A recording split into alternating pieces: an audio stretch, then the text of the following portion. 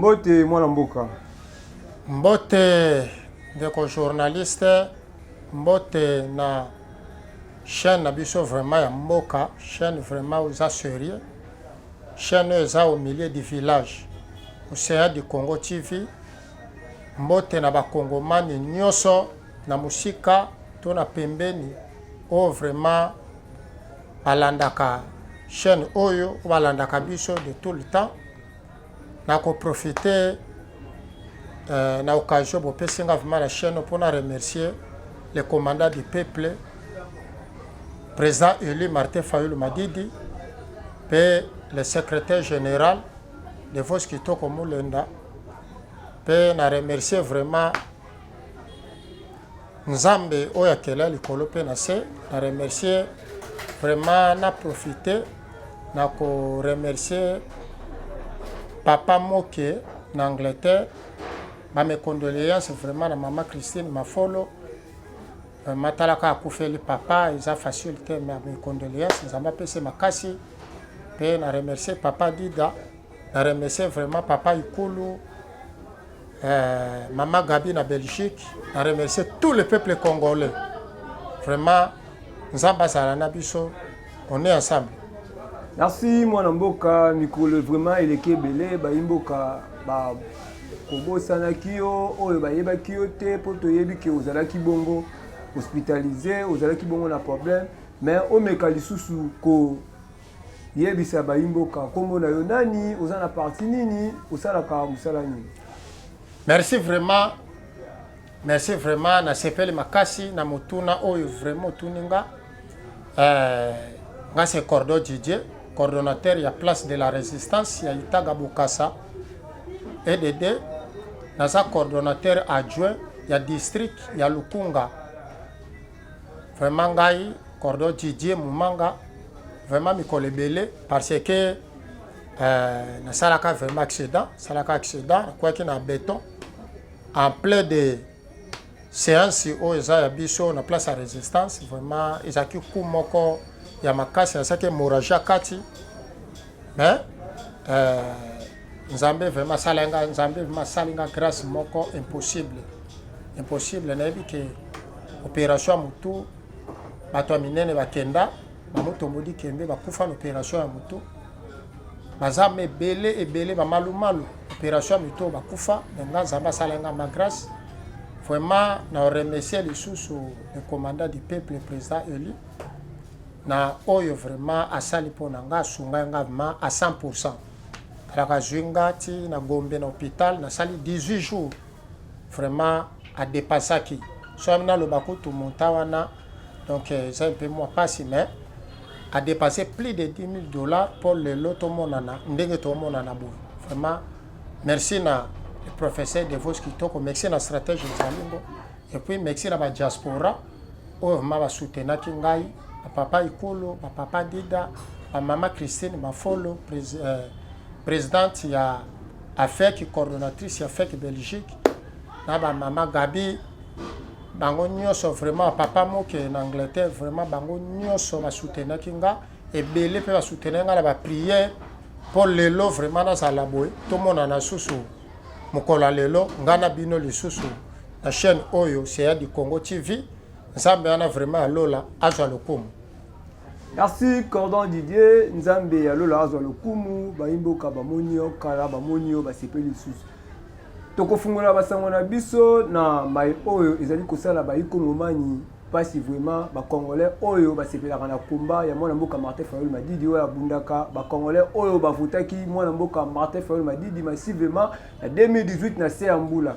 Kasi Baïni à Congo comme tu koloba ndeko Joseph Kabila au bon azali président honoraire atika kibiso ndeko Félix Tshisekedi a remplacé qui est mutu asala ki lelo ba congolais ba mona passe o bazali ko pesa kasi sana nungu moko ezali ko nungu na se balobi bokutani ya mwana mboka Martin Fayulu Madidi na Joseph Kabila kasi ezali ko sala ba congolais passe était que yo ozali moko ya fils politique ya mwana mboka Martin Fayulu Madidi était que moko ya balobeli était que moko ya kati ya parti ya SID nini pende ko yebisa ba imboka o vraiment bazali komitungisama na likambo wana ya bokutani ya mwana mboka Martin Fayulu Madidi na Joseph Kabila.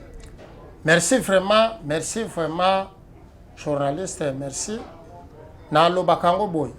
Motune sala kayabino, mais ma réponse est ça kayabiso vraiment.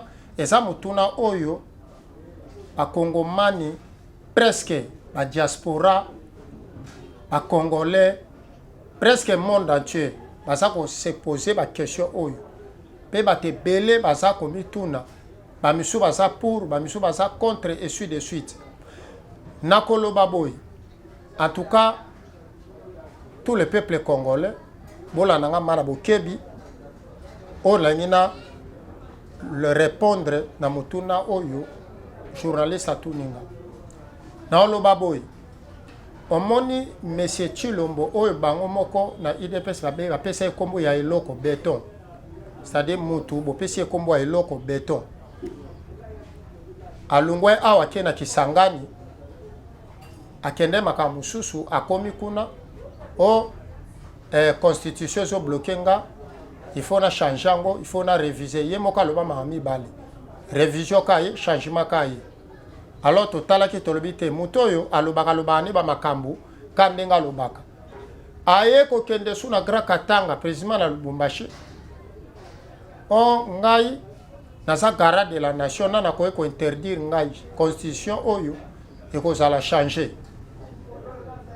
Les seuls politiciens oyo à l'état qui a ça qui trois de réponses à répondra qui mais c'est le président élu Martin Fayulu Madidi a répondu qui a yebisa qui est clair que ce que aux Nzambe a la ça va ça alpha to omega changer constitution mais ce Nzambe était na yo nanga Fayulu na peuple congolais total so changer constitution. Alors ba opposant ba qui ko soit courage na maloba le président élu to comme on a PPRD FCC général ba sali déclaration to comme on a ensemble à Moïse tout consort ba délit c'est sanga vraiment ba mata tampon sur de suite. Alors l'heure va se déclarer ba ko lo babité makanisi oyo fa la sala ngo sa bien ndenge biso ya boy ndenge pe biso to boy. Alors il faut to kutana to sala force moko ya opposition oyo mona ki ba secrétaire général ya LGD ya Mvole ya ICD ya PPRD suite de suite. Donc ba sala ki déclaration commune ça qui déclaration commune. Alors le président Eli era keko kunda directeur ya cabinet naye Jean-Claude Moualim, que son âme se repose en paix, papa. Donc, à Kendo Kouné en Angleterre, Deli se sanga zale kuna. Bakutana là le président Eli. Alors, le secrétaire général adjoint Faustin quoi. Maman na ya kufaki awa meya saki na Belgique. Donc, la présidence en Angleterre a profité à comme la Belgique pour kutana na ye, ne fils que pas meka ko consoler. Ba eko Moïse passe à na Belgique, a kutana le président Eli. Parce que loli en tout cas ma continue ça bien biso tout ça d'accord nango alors il faut tout ça la bloc mob pour na ko barrer route wana président eli ba sololi alors biso nyonso wana eza la société civile eza la banganga nzambe belé eza la ba opposition bango nyonso ba boy changement ya constitution to komona Kabila azaki na Addis Abeba n'Éthiopie Moïse asalaki na Belgique ayeko ya na Éthiopie na Addis Abeba bakuta na Kabila basololi. Alors malamoko basception ebimi na Congo Fayulu paso ke ndokuta na Kabila oui Kabila asa démonté asa satan ata mutu malgré berrer ya salaki apesa Fayulu pasité ma pesa des peuples congolais ti peuple congolais nyoko maboy et ça pour na Joseph Kabila. Alors Fayulu alobaki clair ngana sa chrétien na limbisi nyonso se pasaki donc na limbisi mutu nyonso oya sala kinga mabe na kosa na kanda na muté maté to yebi lobita levme ko sala maliwe ko iko ya na koke na kanda mutu te na pardonaki na pardonner mutu nyonso. Alors eloko ngala ngina yebisa ba congolais bo retenir bo Kabila asa congolais, Fayulu asa congolais, Moïse asa congolais, Deli se sanga matata po et de suite, to ça ba congolais. Déclaration commune au bomone ya Shadari, de vos qui toko et de suite au salaki wana. eza normal, c'est-à-dire eza lokola ECD, LGD, nini, Envol, tout va partir on est sanganaki. Basala une déclaration commune. Maintenant, Kabila na Fayulu, soki kokutana bakokutana, baza oyaza Satan te oyaza nzambe te po bakokutana tete baza batu. Mais loko na oloba boy. Na kati ya calendrier ya le président Eli Martin Fayulu. Donc na temps oyo ana voyage te ape na déplacement te. Azama na kati ya Congo. Azana Congo. Mais loko musu na yesa ba Congolais. Lelo oyo tolobi soki banganga nzambe babengisi ba opposant congolais. Bakiya bakutana na bango po na kosolola na makambo oyo ya constitution. Le président Eli Martin Fayulu aokende mwana mboka Kabila soki azali aokende Moïse soki azali aokende deli sesanga matata mpo de suite bakokende bakofanda ayoki banganga nzambe. C'est pas un problème, mais que oyo ba congolais baloba melonga na ngina lobezabo IDPS ayebisaki biso Giste Kabuya loba eboyi Kabila za mutu malamu, Kabila za sérieux.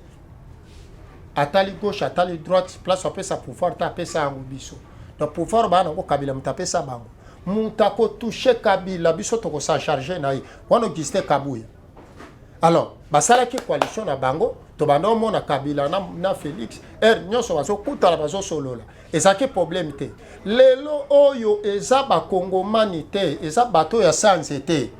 Eza bato ya sanzete nde bakoti na laboratoire na bango ya formol babimisi Fayulu asa alinga kutana Kabila, c'est-à-dire bango Kabila komi Satan lelo, mais là pesa bango pouvoir Kabila zaki nzambe, Kabila zaki roi, Kabila zaki soki nani bakomonyo so bapesa ki basepela ki po amona ki pouvoir.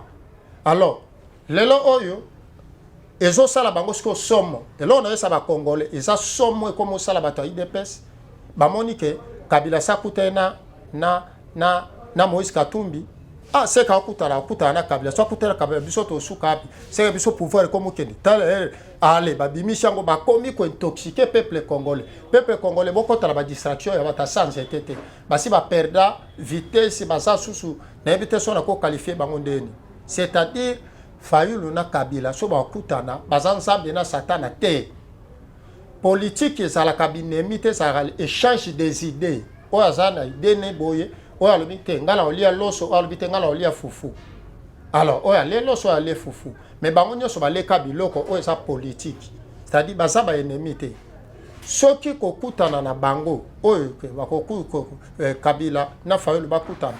Banganga nzambi so babengisi Kabila so kai bakomona na Fayulu bamona Félix na Fayulu bakutana ki awa erko nani Kadima Messi Kadima benga bango na seni esala ini est-ce que les bakutana ki ndeka Fayulu akomaki Félix akomeka Fayulu jamais. Pourquoi bango pe balobela ki ango te bata sans été yango na yesa ba Kongomani bolanda bata sans été na te basi ba perdre vitesse musala bango ka bazokoka ko gérer mboka te bazokoka ko résoudre ba problème ba congolais te bango ka soki Fayulu sali Fayulu aleka ki Fayulu sala ki Fayulu kenda ki yango na ko lobala bango bokota na distraction wana te. Tout le peuple congolais bokota na distraction wana te. Kabila sa démonté Fayulu sa soki nani te baza ba congolais ceux bakuta na bango, ce n'est pas un problème, mais baza na rendez-vous moko te ya kokutana Kabila na Fayulu bana rendez-vous akutana te. So muta lobi eloko wana eza lokuta ngana sa cadre na kati ya ICD on a lobi yango wana, c'est-à-dire baza na rendez-vous akutana te. Mais Kabila boy changement constitution na révision Fayulu pa boy changement na révision, c'est-à-dire baide na bango ekutani, baide na bango ekutani, baide na bango ya Moïse ya matata mpona dise ekutani. Lokola Fayulu akutana na Moïse Katumbi esala ini basololi batame ba stratégie ndenini oto sala poto barrer route et suite de suite.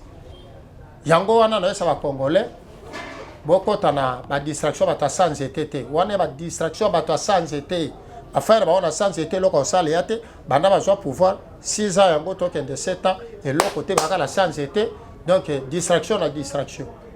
Donc ça mama kamba lokuta o balobi ke Fayulu azokende kokuta na Kabila c'est faux archi faux et ça information lokuta. Merci Cordon Didier et ça information lokuta baimboka bazolanda yo partout bazolanda chaîne na bango chaîne ya munene o epesa ka bango information à solo océan du Congo et ça information lokuta mais to mekana nous proposer question to telemika kana bokuta ni ya mona mboka Martin Fayulu Madidi na Moïse Katumbi na mikolo e ute ko le katobona ki bango basala ki bloc moko boye Delice Sanga Martin Fayulu Madidi Moïse Katumbi na Matata Ponyo mais na bloc wana toyoka ki banungu nungu ebimaki oyo akendaki boye oyo akendaki boye makambo eza ya koloba te poza na télévision. Pourquoi président Martin Fayulu Madidi akoki kobunda etumba elongo na peuple te kaka fo akende koluka maboko ya ba Moïse Katumbi ya ba Delice Sanga ya ba Matata Ponyo tanto toyebi ba Moïse Katumbi bazana bango bato tokoki koloba ba caméléon lelo bazana ngambo ya peuple lobi ba changer ba kei bona intérêt na bango. Pourquoi président akoki kobunda etumba elongo na peuple te kaka akende koluka asangana na bango baloba mboko. Merci Pemna, merci vraiment nayebi que Océan du Congo TV sa chaîne monene sa chaîne vraiment ba Congomani balandaka ngo na bokebi nyonso po ebimisa pena ba information à source. J'espère na ocho lobango awa pe na kobandela ngo lisusu. Mutu oyo azwaki mpifo to makasi ya koloba. Ezaki le président élu le commandant du peuple Martin Fayulu Madidi. Oyo aboyaki révision na changement constitution. Bango nyonso batikali wana baye kolanda malobana ya le président élu bango pe baboyi et matina bakushi nyonso siko na peuple congolais ndeto ba tous les peuples congolais c'est-à-dire 95% ya peuple baboyi changement ya constitution baboyi pe révision ya constitution. Maintenant tokomi idée moko, c'est-à-dire idée ekomi moko. SID et boy, LGD et boy, Envol et boy, FCC et boy, Ensemble et boy. De baboy. Alors tokomi mutu moko na idée. Alors le cas toko mutu moko na idée. Lelo oyo, monsieur journaliste, soki ndaku neso pela moto, voisin na yo boyo kanakate. Yo so bomango moto so pela voisin no ina katina mai yo ko lobolobi ko bomelanga ndaku te tika ko sopa mai te tika ngamoko na bunda te c'est-à-dire lera ina katina mai aye ko bwaka o ko encourager abwaka ne fiske moto ekufa po na sécurité ya ndaku po sauver ndaku na biloko tuko so ezikate lokola bango baye biso to ko refuser teke yo Matata Ponyo lokolo sabo yo Moïse Katumbi lokolo yo Joseph Kabila jamais. Alors biso nyonso lokwa toza idée moko. Alors il faut to se faire face na moto o ezopela na mboka moto ezopela ndaku OLG da ina katina mai ECD na katina mai Envol na katina mai et suite de suite to so panefiske moto anesani ekufa elobi teke to sangani to komini ni moko be to sali coalition moko boye nini te eza coalition te to sali ni coalition nini c'est-à-dire to sangani poka kana idée ya révision ou changement to boyi yango et point bas et c'est fini. C'est-à-dire bato sans c'était ba intoxiquer peuple congolais te que soki ndeni te to sali coalition te mais to sangi sinde makanisi pour la combattre. C'est-à-dire quoi papa journaliste pour la que moi musika o moni bato sans c'était IDPS wana ndenge bazawana musala na bango balobabo il faut ko diviser pour mieux régner. C'est-à-dire bango balinga ko kabola batu po bango ba renyaka. Ya so Kabila ela ngam na bango oka babeta maboko le Moïse Katumbi ayaki na union salité o basala wana babeta maboko ti balia ba fufu kuna na banyama na biso nini yo tobokola balia ngo kuna Moïse Katumbi aye basala ki feti. Alors ce qui Moïse wana aye na ngambo ya na idée o Fayulu sana ngo FC PPRD to FCC et na idée o Fayulu yaki nango tala Fayulu to comprendre politique ya mabe oyo bango basala kado c'est-à-dire parti wana ebotama la lokuta kona lokuta bapie bango pouvoir la lokuta so ke pe na fakala lokuta to kota la baje wana te biso nyonso to sali bloc des idées pour to combattre révision na changement constitution o monsieur Félix azoluka ya nango Merci Kosali Kosangani bino so pona ko bundela idée o Félix azali ko na ngo to longwe na page ya constitution toye na page oyo ndeko na biso Costa Mutamba o tuza ko benga za bongo ministre de justice to monaki alobaki opération Ndobo ko kanga bakuluna o bazali ko tungisa peuple congolais mais ezali ko pesa pasi eza na vidéo moko ezali ko circuler to moni ba policier na Kibanteke baza ko benda mama utaki koteka na wenze azali kozonga retard basololi na ye bali bakanga ye mama boyi mais bango ba ye ba agresser mama bazali ko benda ye bakati ye bilamba etake moko ya politique idée de Costa Mutamba yaki na ngo pona yo nini ko yokoloba ezali malamu ezali mabe po to moni ba yi policier ba komi kosala yango na ndenga mabe moi likanisi par rapport ya idée ya ndeko Costa Mutamba yaki merci vraiment na sepeli na motuna oyo makasi na motuno makasi ndenge ndeko comédien moko na monaka na nini mo humoriste moko alobaka ba supporters ba gangi de question na yo vraiment ba kongoma na ndako place basa asepeli nango alors bacha matoi bafungola ngo ba yokanga malamu omoni opération o bango basali oyo opération Ndobo eza mabete eza pe loka sikate na mboko oyo eze loko mote ke basale loko moya sika spécial loka sika o basale biso te eza idée moko ya malamu pona ba ndeko na biso oyo ya bakuluna baso kata batu baso boma batu baso boko tola batu lelo chenete lata masute lelo ba mama na biso bandeko la biso basi ba lata kasu ba plante yo ya mwa malamu te donc et comment moi ça to ko lata ta montre malamu te pour la bandeko la biso wana ya bakuluna eza idée moko ya malamu mena olo baboy idée ya malamu mais esaleli ya mabe c'est-à-dire omoni ba copie omoni mutama omoni zoba soki azo tricher na classe c'est-à-dire okomona ako tricher tina kombo ya muto ya so tricher on a pas yebi na eto mona so penda kombo na netinga kombo na ya Didier Mumanga omona na ba réponse n'est pas Didier Mumanga or kenga la komaki kombo nanga non poste non apreno a tricher pe na kombo osomona ndenge bango basali c'est-à-dire soki to zongi na régime ya Kabila omona Kanyama asalaki opération mo babenga ki yango opération Likofi c'est-à-dire avant ba lancer opération wana sur le terrain basalaki banquête na ba recherche ya tous les kuluna ya tous les yanke ya batu nyonso ba criminel oyo ya mabe nyonso oyo baso boma batu ko botola batu ko sala batu mabe ba identifier ki bango na Kinshasa mobimba ba cible ki ba site nyonso bango bazalelaka ba lancer opération mbala moko bandi okendeka na ba place ba cible ki wana bakanga bakuluna penza oyo bakuluna bakanga ba criminel to mona ndenge bakenda na bakenda oboma bango c'est-à-dire totikala koyoka te ke o bakanga ki innocent bakanga ki mutu mo bota mona nzela bakangi bamoni mutu moko asana suke bele yango likambo pe asuke bele onga pe nazotu na question ye moko nanu basoda na bakanga nanu ministre de justice ye mo atika suke bele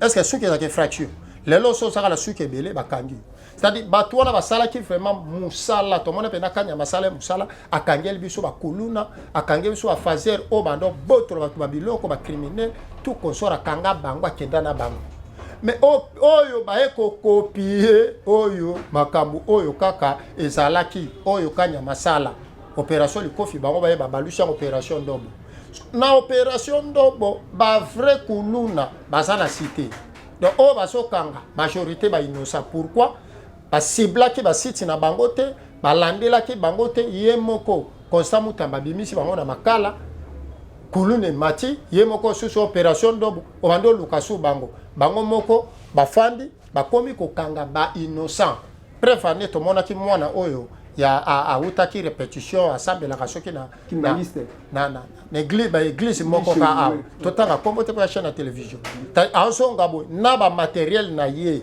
ya répétition ba utaki mais bakangi lelo asa na place ba otinda bango wana osomo parce que tala e ati oyo basoda basalaki na Kimbanteke mama witi koteka ba transport pasi de bambouteillage na nzela azozonga ndaku asomi mwa kopo afufu pa ke le sabana nae bango bayeka ba bon mama na sa kolona ozo comprendre c'est-à-dire bazo copier mais ba copier ma b ba ebe copier te ba sala musala ma b et comme kaka soki ozana leki no mwasi to mwasi na yo to ndeko mwasi botamo na sela bakangi bino bakoti bino na lisa bakolona so bamoni ka bana ndenge bafanda kala bango babeta mwa babiloko babeta ka ba je wana bakangi bango o bakolona to ekomi bikanga donc moi écoute ya kotambola nini ezate sikoyo ba vrai bateau ba osala ba action wana ba kanga bango te prevano mona ki na ngaba ndi bakata ndeko loboko ba papier lichette na mutu na ba mikongo partout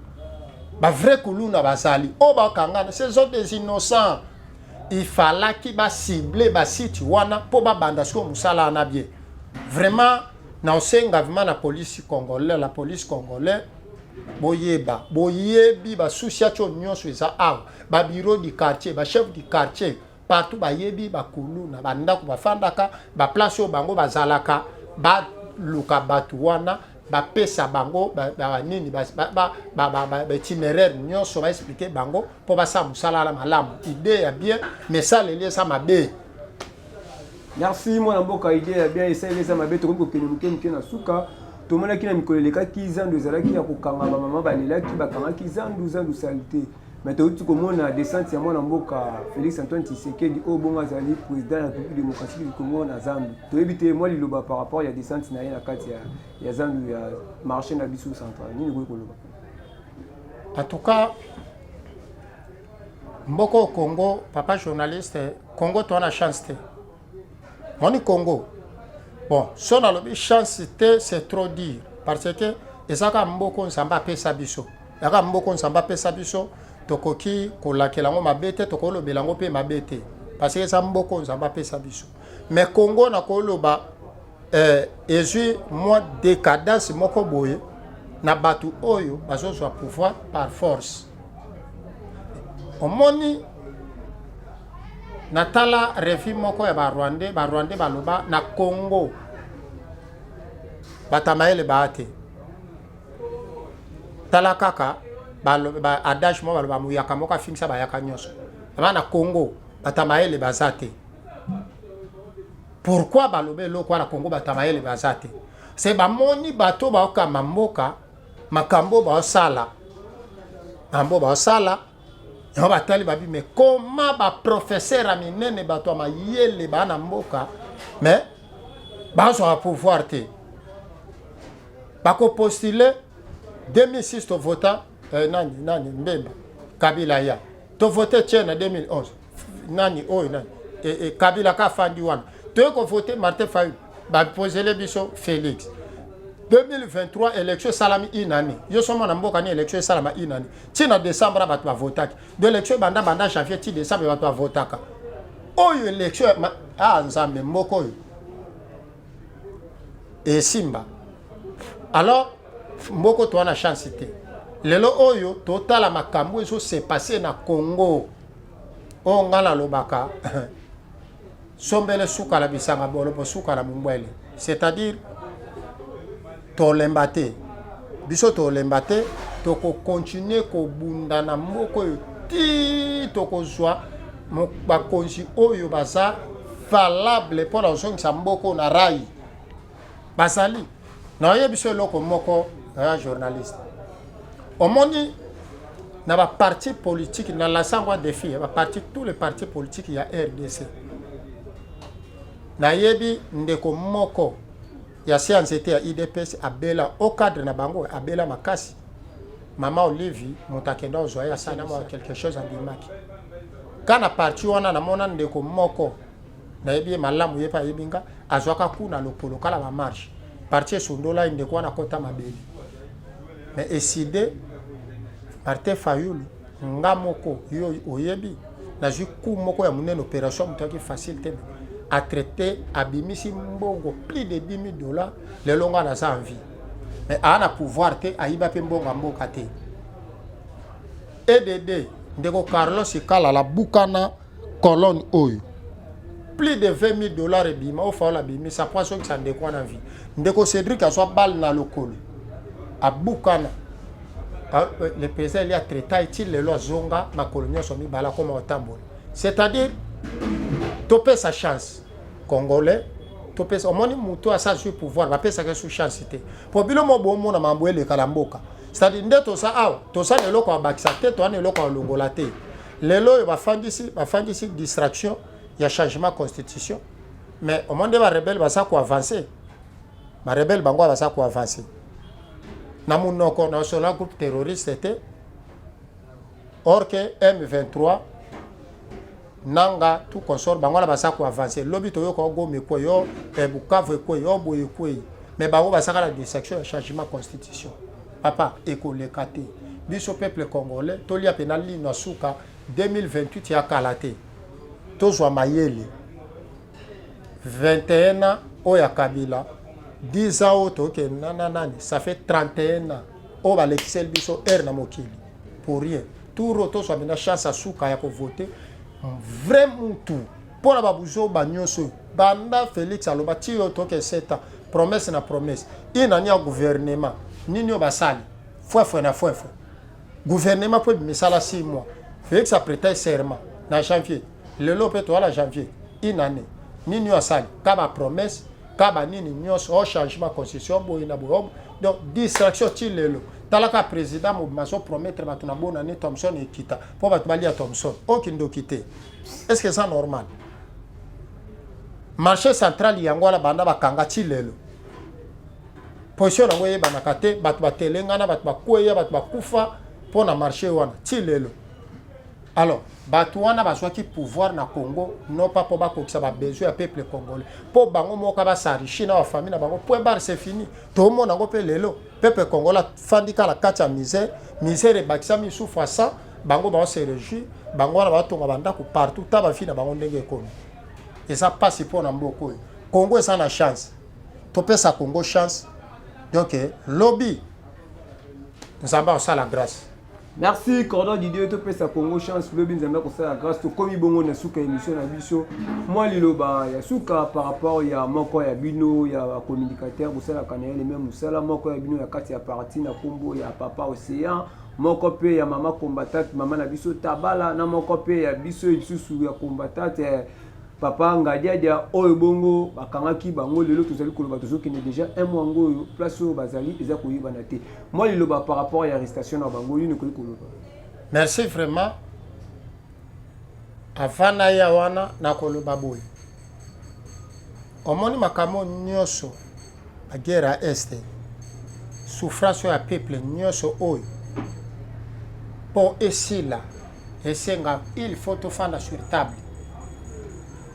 Il faut cohésion nationale et salama na mboko pour to réussir makambo nyoso tant que cohésion nationale ko salama te makambo nyoso ndeko Chilombo ayebi ke soki to fandi cohésion nationale to fandi to solola ayebi ke mambo esila mambo nyoso eko s'arrêter yango mona so boya ye souci na ye mambo esalakabo guerre continue souffrance esalakaka peuple esalakabo EDD coordonnateur ya place ya résistance ya Pascal Océan mama Tabala mama bana na ye lelo mobali na ye atika la vie mobo c'est-à-dire ti lelo ndako wana aliaka te amelaka te talaka souci ya mama camarade ngadiadia boaleva bango bayiba te bato bayiba mbonga mboka baza à l'aise batamona ba vieux baso ba mituka bandako baza très à l'aise mamba ba forage à toka ba 300 et quelques millions mutu na origné na ina mboko mais Océan aboma nani mama Tabala yiba ke loka nani ngadia dia violaki nani obokanga bo aleva bango tilelo côté ba kende yebani te pouvoir ici laka mandat l'été si laka pouvoir pe si laka après pouvoir yango yokaki Gilles Moniere alobaki le moko alobi Félix Osolu ki la biso problème na ba congolais lelo ceux qui pouvoir na biso esili omoni biso peuple congolais alanda biso te mais biso monde tokokima tokati ba brasa to biso monde tokokima pona mais gestion pona mamo nyoso so sala oyo sala malamu po biso pe tofana na Congo malamu après pouvoir na yo et ça important eloka loba wana kabu ya pa lobango yango toyebisa bango boy Mama Tabala, coordonnateur Océan, camarade Ngadiadi, Bobi Misa Bango, sa condition. Bayibelo ka mutute. Boka tsatende bokangi bango liche sili. Bomoka bokangi liche continue kaka. Boko banda ko boma tous les peuples congolais, pobo chikala. Kai bobo mabiso nyonso tous les peuples congolais, bobo maboma boma boma. Po bino bo chikala kala bazamba na bisobe na bandako. Po to ndima bino. O bo kangana tebi ke sa ba grimace po bo banki sa biso meto banga tete o continuer liti. Yango vraiment peuple congolais tozala ini, tozama ini. Ça va service à renseignement, ANR, des miables, la police, tout. Pour battre qui est policier militaire. Bo libérer Batouana, ndenge ka bokanga bango, bo libérer bango. Ba yibe loka mute ba bomi mutu. En tout cas, bo libérer bango. Et ça sonne, ça passe. Mutuloko la Mama Tabala, mutuloko l'océan, mutuloko la Ngadiade, ba prisonnier ya Félix. Et ça honte, c'est ça sonne. Bozangi na bino bataokanga Félix botelema so luka mutu batu mo basala prisonnier na ye aye ko zande ko sia Mama Tabala na ande ko Ngadiade. Atuka bobi misabango sa condition et ça malam. Mais so bo retenir bango bo chakala mutu ke pouvoir ici là mandat l'état pe ici là. Kabila lelo sawa. Mobutu lelo sawa. Lumumba nini tout consort ba kasa lelo basawa. Lelo et ça peut ma mususu lobby pe mukile sa tour par tour. Et on a dans le peuple congolais. Dimanche, il y a le 26 Oyo. Dimanche, Oyo, le 26. Maman na meeting na terrain ya régie. Tous les peuples congolais, bana lukunga tout entier. Moamba, Tiango, Funa, biso nyon sur le 26. À partir de 10h na terrain ya régie. Na Malueka. C'est-à-dire que tu na pompage Josué Moto. Au lycée, tu as la terrain ya régie. Donc, meeting, ezawala le président Eli Aoloba. Taka aigle du Congo sa matia moni mamunyo sur le kala Congo c'est quoi linga loba aloba le 26 biso tout ya na terrain wana poto yo ka message ya le président Eli na terrain ya régie mbote na président Eli mbote vraiment na secrétaire de vox kitoko mama Satin Zalingo mbote belé na tous les diaspora papa mo que na remercier parce que a aidé biso na mégaphone vraiment il sali malamu mingi mama Christine Bafolo mama Gabi Papa Ikulu, Papa Dida Pembe, Ambote Belé, MMA Mobimba, Nzambe, abattre la biso, abattre tous les peuples congolais, pas abattre le président et les Martin Fayou. Merci beaucoup.